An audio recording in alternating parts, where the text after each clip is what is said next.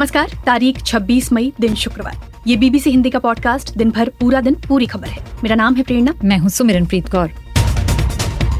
Podcast में आज बात संसद भवन के उद्घाटन समारोह को लेकर क्यों बिखरा है विपक्ष, और आखिर कूनो नेशनल पार्क में एक के बाद एक चीतों की मौत की क्या है वजह।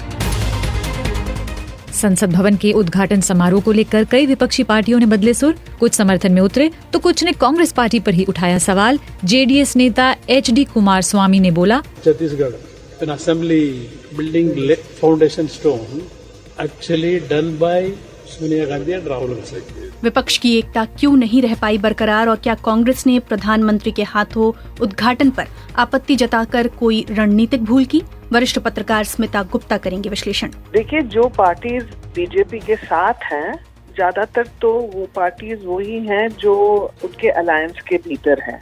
शायद 17 पार्टीज ऐसी हैं, तो वो तो नेचुरली उनके साथ ही रहेंगे। कूनो नेशनल पार्क में 2 और चीता शावकों की मौत। कुछ दिनों पहले सुप्रीम कोर्ट ने लगाई थी फटकार। अब क्या कुछ हो रहे हैं उपाय, और क्या है एक के बाद एक हो रही मौतों की वजह? अलग अलग कारण है। एक का कारण जो है वो किडनी इन्फेक्शन बताया गया, एक का कारण स्नेक बाइट बताया गया, एक का कारण ये था कि जब उनमें प्रजनन की प्रक्रिया थी उस दौरान आपस में उनमें हिंसा हुई।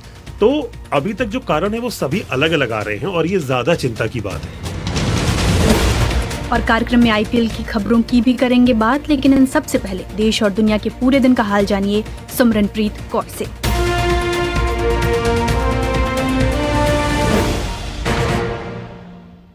यूक्रेन के पूर्वी शहर नीप्रो में एक मेडिकल क्लिनिक पर मिसाइल हमले में कम से कम 2 लोगों की मौत हो गई है और 23 घायल हो गए हैं। 23 घायलों में से 21 अस्पताल में हैं और 3 की हालत गंभीर बताई गई है। यूक्रेन के राष्ट्रपति व्लादिमीर ज़ेलेंस्की ने भी हमले की पुष्टि की है। यूक्रेन के जवाबी हमलों के बाद यूक्रेन पर रूसी हमले तेज हो गए हैं। रूस के बेलगोरोद क्षेत्र में यूक्रेन ने कथित तौर पर हमले किए। बेलगोरोद क्षेत्र के गवर्नर के अनुसार कई जिलों पर ड्रोन, मोर्टार से बार बार हमले हुए हैं।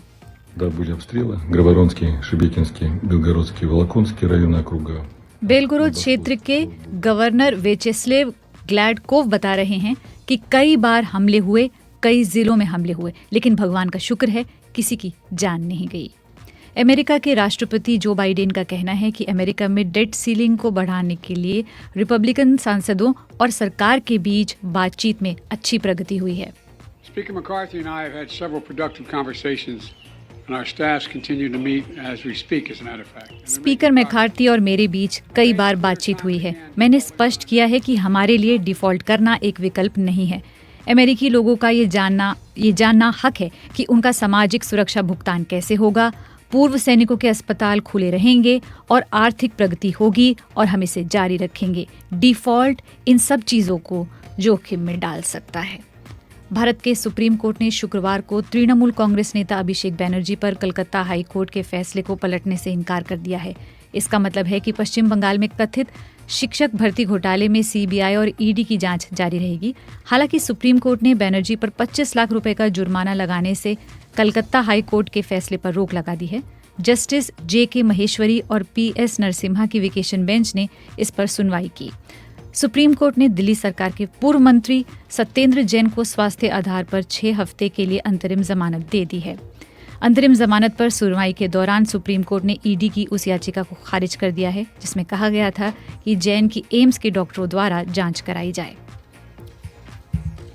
दिल्ली के एक अदालत ने कांग्रेस नेता राहुल गांधी को सामान्य पासपोर्ट जारी करने के लिए नो ऑब्जेक्शन सर्टिफिकेट दे दिया है। राहुल गांधी को अदालत ने ये नो ऑब्जेक्शन सर्टिफिकेट 3 साल के लिए जारी किया है। और अहमदाबाद के नरेंद्र मोदी स्टेडियम में आज गुजरात टाइटंस और मुंबई इंडियंस के बीच होगा मुकाबला। जीतने वाली टीम अपनी जगह बनाएगी फाइनल्स में।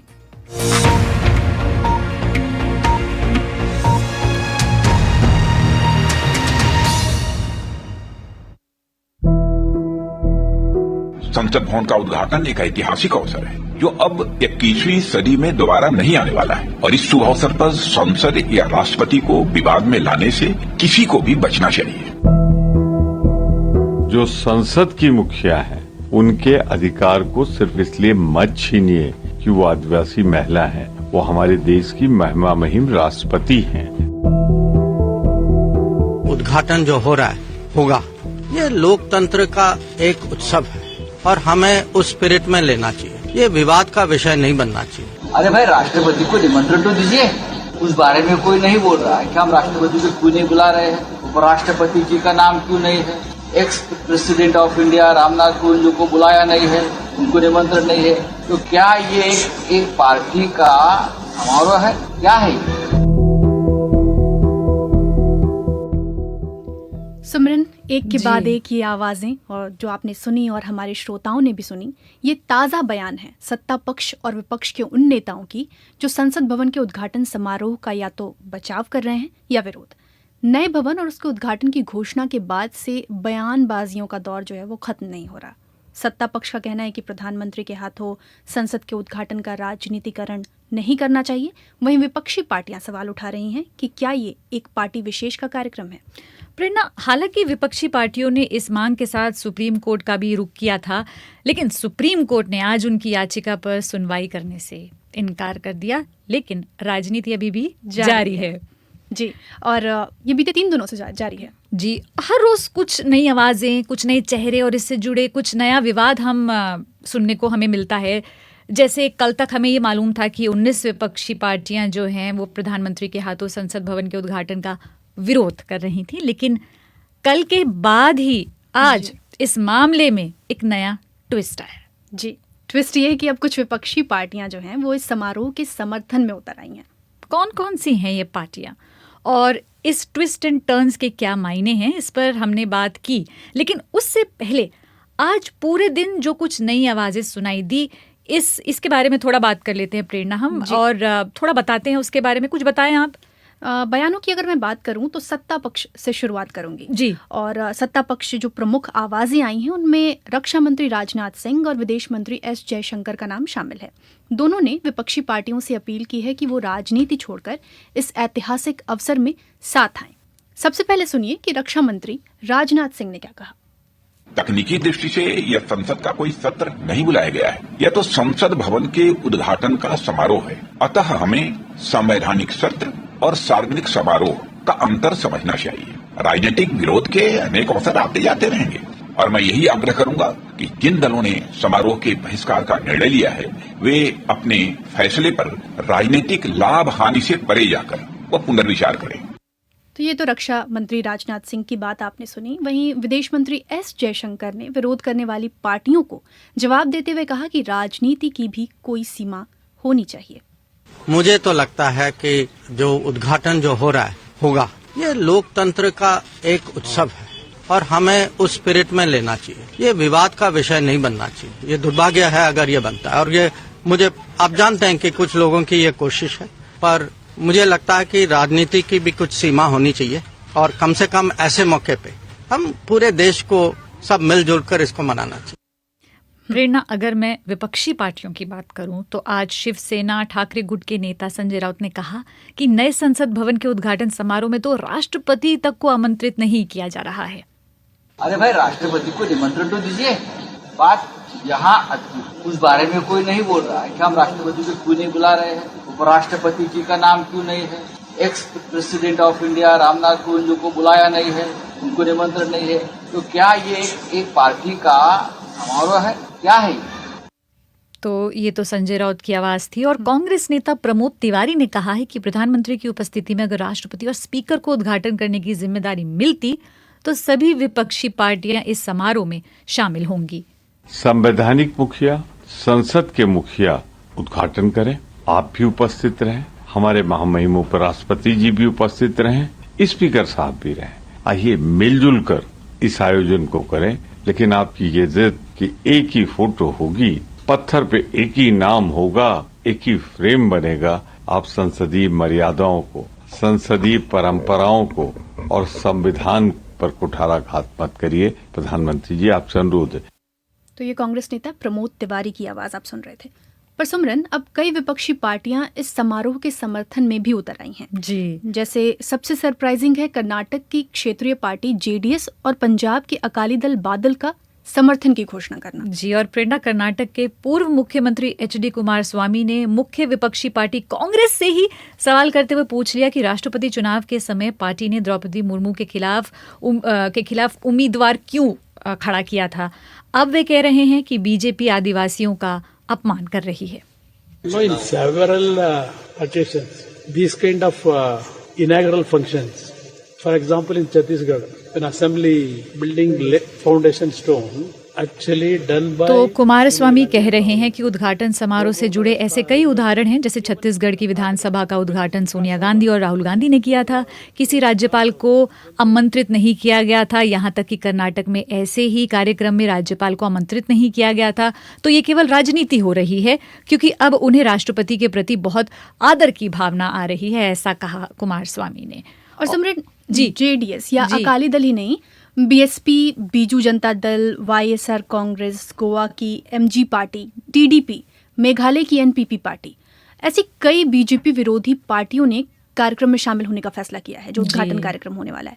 ऐसे में अब एक ये परसेप्शन बन रही है कि विपक्ष इस मुद्दे पर एकजुट क्यों नहीं रह सका। जवाब दिया वरिष्ठ पत्रकार स्मिता गुप्ता ने।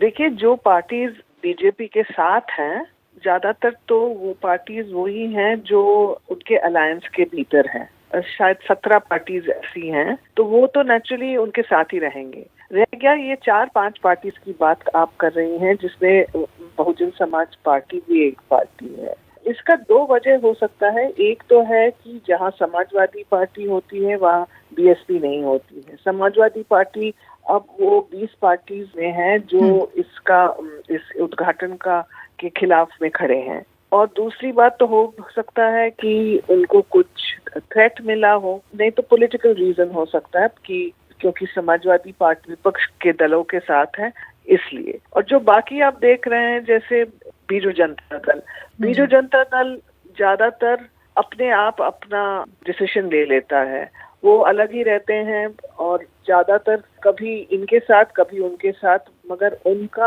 अलग ही एक रवैया रहता है। और बाकी जैसे जो वाईएसआर पार्टी है, जगन रेड्डी का पार्टी, जो 20 पार्टीज के दल हैं उनके खिलाफ है।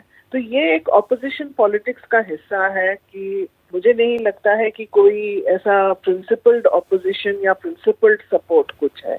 ये उनका जो राजनीति है उसका एक हिस्सा है। तो प्रेरणा, अग्रीमेंट्स डिसएग्रीमेंट्स की अपनी जगह है, लेकिन यही कुछ मौके होते हैं जब विपक्षी एकता का प्रदर्शन किया जा सकता है। जिस विपक्षी एकता के बूते मौजूदा सरकार को उखाड़ फेंकने की बात हो रही है, उसमें एकजुटता नजर नहीं आ रही है। तो लोगों में ये विश्वास कैसे आएगा कि ये एकजुट हैं, साथ लड़ रहे हैं? तो आपके इसी सवाल का जवाब स्मिता गुप्ता ने दिया है, सुमरन। साथ ही मैंने उनसे ये भी पूछा है कि क्या इस मुद्दे पर विरोध करके कांग्रेस ने कोई रणनीतिक भूल तो नहीं कर दी? देखिए, आप वो दिल्ली का ऑर्डिनेंस का आप ले लीजिए, जो काफी मतलब कंट्रोवर्शियल हो गया है। उसमें कांग्रेस ही अभी तक उसमें 2 मत है कि इसका खिलाफ हम खड़े हो जाएं दूसरे विपक्ष दलों के साथ, क्योंकि ये सबसे ज्यादा आम आदमी पार्टी को प्रभावित करता है ये जो ऑर्डिनेंस। और जैसे दिल्ली का जो यूनिट है कांग्रेस का, वो तो आप जानते ही हैं कि वो सख्त आम आदमी पार्टी के खिलाफ है। तो इस तरीके से यदि हम 2024 के जनरल इलेक्शंस की ओर हम देखें, ये जो विपक्ष का यूनिटी, इसके लिए बहुत सारे मुश्किल हैं आगे जाते जाते। एक तो है कि जहाँ जहाँ ये विपक्ष के 2 दल एक ही जगह पे हैं, तो उनके डिफरेंसेस तो रहेंगे ही। शरद पवार जी जो एनसीपी के नेता हैं और बिहार के मुख्यमंत्री नीतीश कुमार जगह जगह जा रहे हैं, घूम रहे हैं, बड़े विपक्ष के नेताओं से मिल रहे हैं, कोशिश कर रहे हैं कि सबको एक प्लेटफॉर्म पे लेकर आए। तो ये मुझे लगता है चुनाव तक चलता रहेगा। अब ये जो विषय है, वेदर ये ऑर्डिनेंस हो या ये पार्लियामेंट हाउस का इनॉग्रेशन हो, ये सब मुद्दे को हमें नहीं देखना चाहिए। जो असली बात है वो होगा डिवीजन ऑफ सीट्स। फिर ये सब कुछ मायने नहीं रखेंगे ज्यादा। ये एक मूड बनाने का है। ये जब जैसे ये सब 20 पार्टीज खड़े हो गए और कह रहे हैं कि हम इनॉग्रेशन में शामिल नहीं होंगे, नई संसद के इनॉग्रेशन में, तो एक मूड बनता है डेफिनेटली, मगर उस पर मैं उतना गौर नहीं करूंगी। पर स्मिता जी, मुझे ये बताइए कि क्या आपको लगता है कि ये एक ऐसा मुद्दा था जिस पर विरोध करना सही था? देखिए, ये सिर्फ इनॉग्रेशन की बात नहीं है। ये जो एक कोशिश है भाजपा का, वो है कि वो एक सिग्नल देना चाहती है लोगों को कि जिन लोगों ने इस देश को स्वतंत्रता दिया था, जिन लोगों ने इस देश को एक कॉन्स्टिट्यूशन दिया था, जिन लोगों ने इस देश को एक आइडियोलॉजी, एक फिलॉसफी दिया था, वो सब खत्म। अब एक नया भारत, नया इंडिया का समय आ गया है और उसका सिंबल होगा ये जो नई दिल्ली थी, ये जो लैटियंस दिल्ली जिसको कहा जाता है, जिसमें नॉर्थ ब्लॉक, साउथ ब्लॉक, पुरानी पार्लियामेंट हाउस, ये सब जो इमारतें हैं, इनको हटाकर, मतलब कई बिल्डिंग्स तो रहेंगे, खड़े रहेंगे, जैसे नॉर्थ ब्लॉक, साउथ ब्लॉक, पुरानी पार्लियामेंट हाउस, मगर वो म्यूजियम्स बन जाएंगे। मतलब they will be part of the past. एक कंक्लूसिव सवाल लास्ट मैं पूछना चाहूंगी कि क्या ये तय करना कि संसद का उद्घाटन किसके हाथों हो, ये सरकार का अधिकार नहीं है? मतलब सरकार इस पर फैसला नहीं ले सकती क्या? देखिए, जब आपके हाथ में सत्ता है, आप कुछ भी कर सकते हैं। सब आप करेंगे वो सही है या गलत है, बाकी लोग तो सिर्फ अपना मत दे सकते हैं। मगर ये सवाल तो पक्का है कि ये जो नया पार्लियामेंट हाउस जो बना है, वो टैक्स पेयर के पैसे से बना है। ऐसा नहीं है कि ये कोई अपना पर्सनल, भाजपा ने फंड्स, जिस तरीके से उन्होंने राम मंदिर के लिए पैसा इकट्ठा किया अपने आप, उस तरीके से तो नहीं है। एंड जो पार्लियामेंट है, it represents the will of the people, it does not represent the government of the day. आप वरिष्ठ पत्रकार स्मिता गुप्ता का विश्लेषण सुन रहे थे, और कहाँ सुन रहे थे? BBC हिंदी के पॉडकास्ट दिन भर पूरा दिन पूरी खबर में। कार्यक्रम में आगे सुनेंगे जो 2 कब्ज की डेथ हुई है, इसके बाद में एक जो स्टेटमेंट जो है गवर्नमेंट की तरफ से जारी हुआ था, उसमें बताया गया था कि जो टेम्परेचर है वो काफी ज्यादा था, वहाँ पर 47 डिग्री के करीब था, और वो जो गर्मी में जो एक्सपोजर हुआ उसकी वजह से इनकी डेथ हुई है। आज कूनो नेशनल पार्क में 2 और चीता शावकों की मौत की क्या है वजह, और आखिर बार बार ये मौतें क्यों हो रही हैं, इस पर हम आगे विस्तार में बात करेंगे। लेकिन इन सब से पहले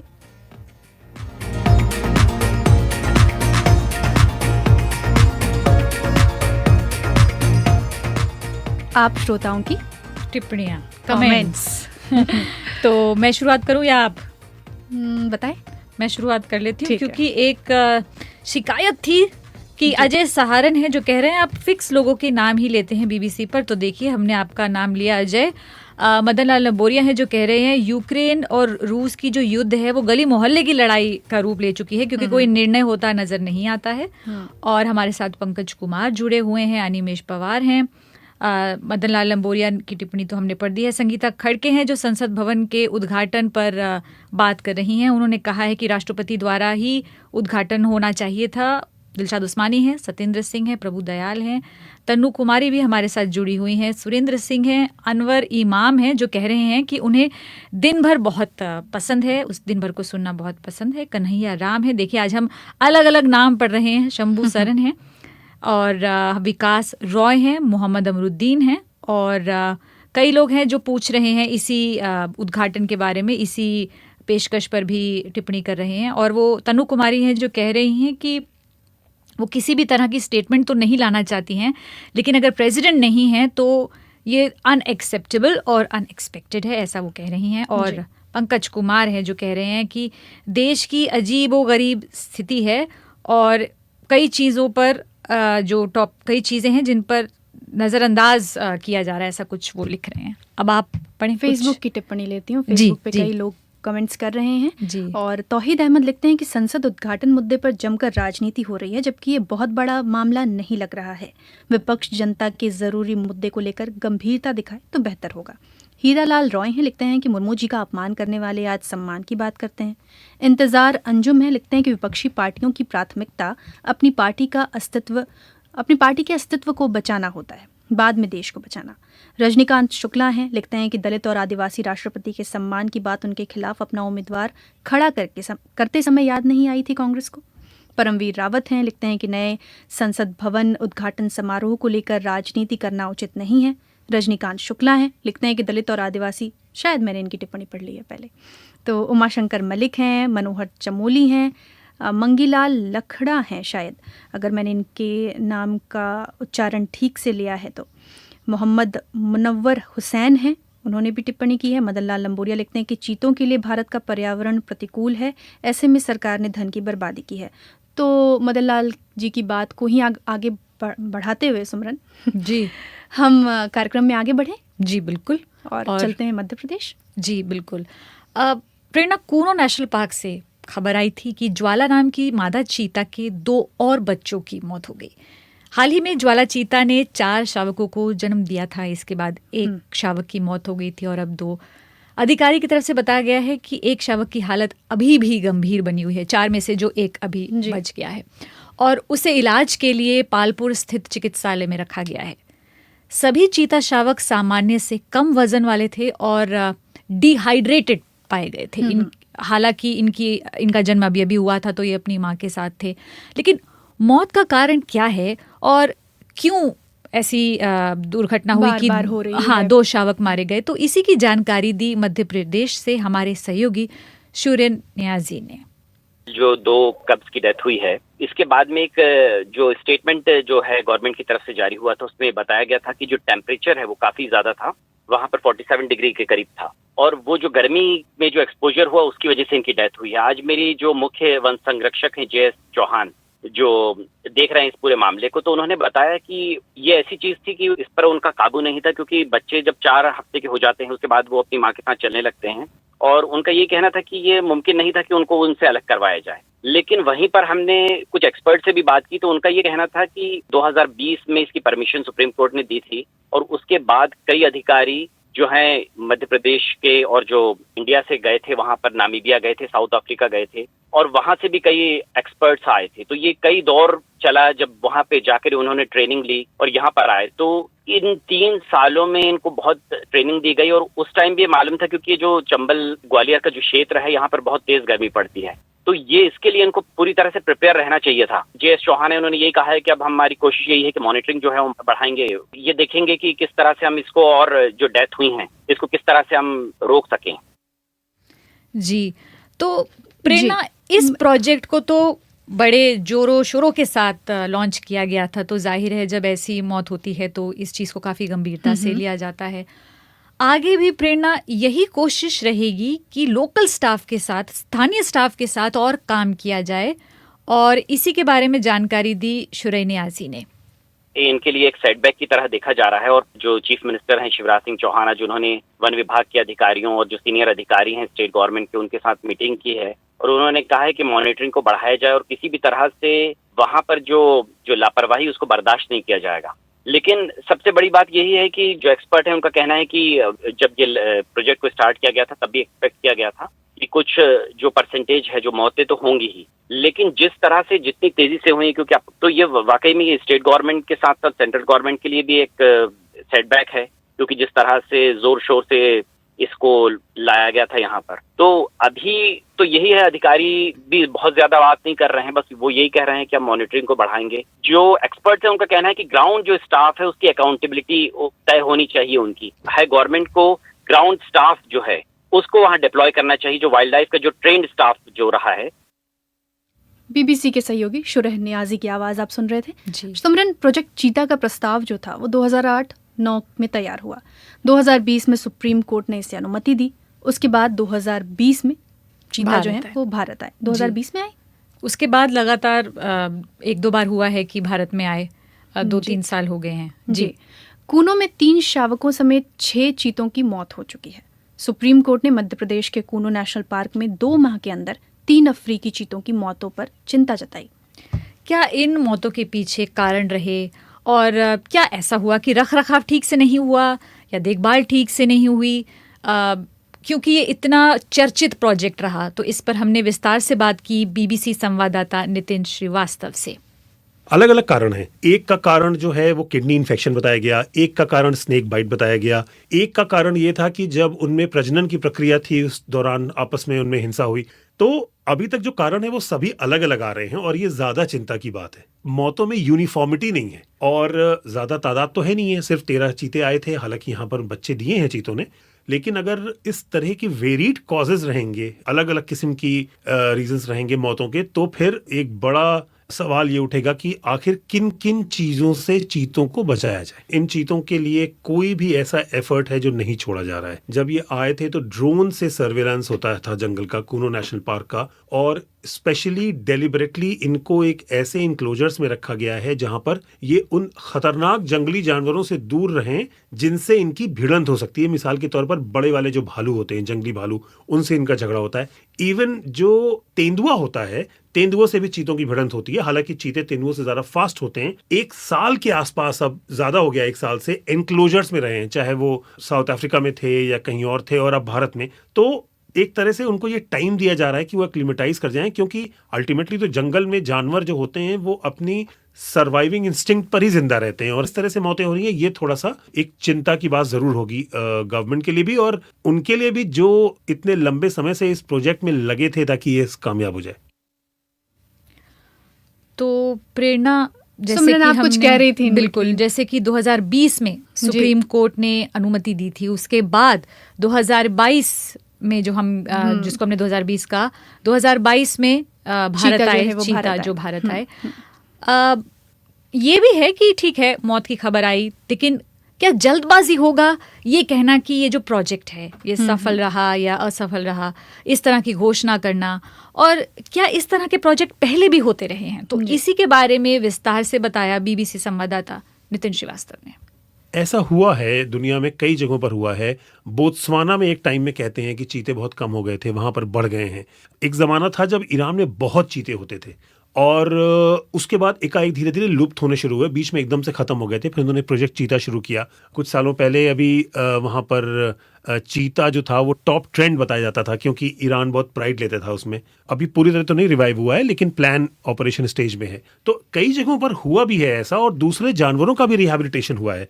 मिसाल के तौर पर स्नो लेपर्ड का हुआ है कई मुल्कों में। लेकिन ये, और इंडिया में भी कई दशकों से ये जगह आइडेंटिफाई की जा रही थी कि साहब गिर में रहेंगे, तो पता लगा नहीं साहब वहां तो बड़े शेर हैं, लायंस ऑलरेडी हैं, तो वहां झगड़ा ज्यादा होगा आपस में। तो ये कूनों को इसीलिए तैयार किया गया कि ये वैसा ही हैबिटेट है जैसा कमोवेश अफ्रीका में वो रहते आए हैं चीते। मुझे लगता है इसमें उतार चढ़ाव अभी आते रहेंगे। जिनकी निगरानी में ये चीते थे, डॉक्टर लॉरी, उनसे मेरी बात भी हुई थी पिछली बार जब पिछली दफा मौत हुई थी।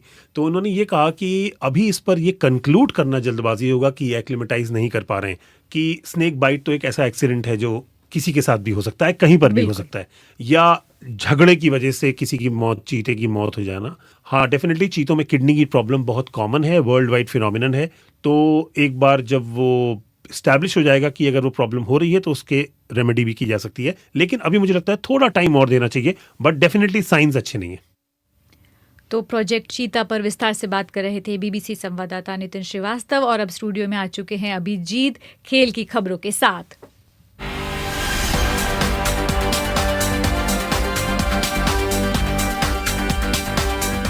तो अभिजीत, आज तो एक महत्वपूर्ण मैच है और फिर फाइनल है कुछ दिनों में, तो कुछ बताएं कि क्या माहौल है अब और क्या आज के मैच का हाल है? सुमिरन, सबसे पहले मैं बताना चाहूँगा कि जो दूसरा क्वालिफायर मैच है ये गुजरात टाइटंस और मुंबई इंडियंस के बीच अहमदाबाद में खेला जा रहा है, नरेंद्र मोदी स्टेडियम में जी।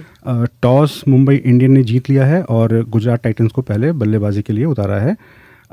इस मैच में देरी हुई है बारिश की वजह से, जिसकी वजह से टॉस अभी थोड़ी देर पहले 7:45 पे हुआ है और खेल जो 7:30 बजे शुरू होता था अब 8 बजे शुरू होने वाला है। यानी अभी तक कोई गेंद फेंकी नहीं गई है। अच्छा। मैं आपको थोड़ा बताना चाहूँगा इस बारे में कि जो मैच आज खेला जा रहा है ये इसके बाद सिर्फ एक मैच बचेगा फाइनल, जो रविवार को चेन्नई सुपर किंग्स के साथ खेला जाएगा। जो इस मैच को जीतेगी टीम वो वहाँ पे पहुँचेगी। आपको मैं बताऊँ कि ये जो दो टीम खेल रही है, गुजरात टाइटंस और मुंबई इंडियंस, इन दोनों ने अब तक आईपीएल में 3 मैचेस खेले हैं जी। तो जैसा हम पिछले मैच में देख रहे थे कि चेन्नई सुपर किंग्स एक भी मैच गुजरात टाइटंस से जीती नहीं थी और पहली बार गुजरात टाइटंस को हरा के सीधे फाइनल पहुंच गई। अभी मुंबई इंडियंस का पलड़ा यहाँ पे भारी है। वो क्यों? क्योंकि उन्होंने 2-1 से जो 3 मैच खेले हैं उनमें से 2 मुकाबले मुंबई इंडियंस ने जीते हैं जी। तो इस मैच में टॉस भी जीता है। अब बहुत संभव है कि ये मैच भी उनके नाम भी हो सकता है, मुंबई इंडियंस जी बिल्कुल। और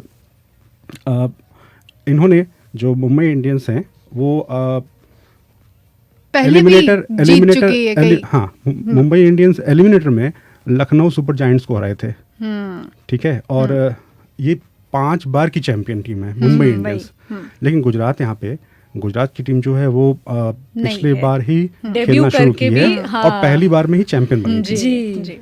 तो अब देखिए लगातार उनके पास बहुत बड़े बड़े उनके पास नाम है, उनके पास बैटिंग लाइनअप बहुत लंबी है, उन्हें चेज मास्टर कहा जाता है, ठीक है जी। तो आप इस मैच को देखिए पर नजर बनी रहेगी, नजर देखिए कि इसमें क्या होना है। बहुत संभव है मैच बहुत ही रोमांचक होगा, सब लोग देखिए। तो बीबीसी दिन भर पूरा दिन पूरी खबर में बस आज इतना ही। स्टूडियो की जिम्मेदारी थी तिलकराज भाटिया के पास। कल आपसे नहीं होगी मुलाकात, अब सीधे सोमवार को होगी मुलाकात होगी। तब तक मुझे और मेरी सहयोगी सुमिरन को दीजिए इजाजत। नमस्कार।